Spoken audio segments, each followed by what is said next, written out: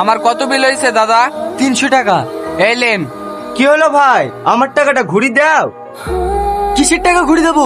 তোমাকে খাওয়ার পর 500 টাকা দিনু, 200 টাকা বিল হয়েছে, 300 টাকা ঘুরি দিবা তো? আপনি তো আমাকে টাকাই দেননি। ধুর মশাই, আপনি উল্টোপাল্টা কথা বলছেন কেন? এই ভদ্রলোক তো 500 টাকা দিল, আমি নিজের চোখে দেখেছি। দেন আমার বাকি টাকা ঘুরি দেন, এই হোটেল আর জীবনও খেটাইবো না। না না স্যার, ভুল মানুষ মাত্রই হয়। এই লেন আপনার বাকি টাকাটা। আপনার হোটেলে না আসাই ঠিক, আমার ওই ছাত্রীরা দেন। আপনার সাথে মানে? ছাতাটাও আপনাদের বলবেন নাকি? না না, আমার সাথে না, লিজন। যাক, খাওয়া দাওয়াটা খুব ভালো হলো। আমার 300 টাকা ঘুরিও পানু।